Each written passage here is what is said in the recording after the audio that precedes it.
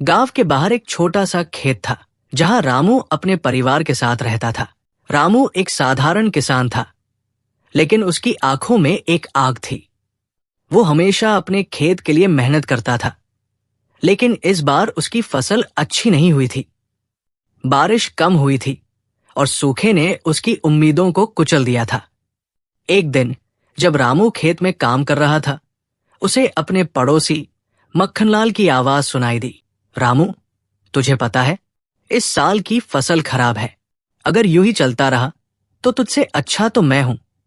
मक्खनलाल ने मजाक उड़ाते हुए कहा। रामू की आंखों में गुस्सा भरा हुआ था, पर उसने खुद को रोका। मक्खनलाल, मुझे नहीं पता तू क्या सोचता है, लेकिन मैं अपने खेत में मेहनत करूंगा, रामू ने थकान से कहा। कुछ दिन बाद रामू ने अपने खेत में नई तकनीक का प्रयोग करने का निर्णय लिया। वो अपने गांव के बाहर एक किसान से मिलने गया जो उन्नत खेती के लिए जाना जाता था। उस किसान ने उसे बताया कि कैसे जैविक खाद और साइबर तकनीक से फसल में सुधार किया जा सकता है। रामू ने ठान लिया कि वो नई विधियों का प्रयोग करेगा। उसने कड़ी मेहनत की और थोड़ी ही देर में उसकी फसल लहलहाने लगी। लेकिन तभी एक रात जब वो अपने खेत की निगरानी कर रहा था, उसे कुछ अजीब महसूस हुआ। वो देखा कि मक्खनलाल उसके खेत में घुस आया है। उस रात का माहौल सन्नाटे से भरा हुआ था। रामू ने चुपचाप उसे देखा, लेकिन फिर उसकी नसों में गर्मी चढ़ गई। तू यहां क्या कर रहा है? रामू ने गुस्से से पूछा। मक्खनलाल ने हंसते हुए कहा, मैं अपनी नजर तुझ पर रख रहा हूं। रामू का गुस्सा उभर आया।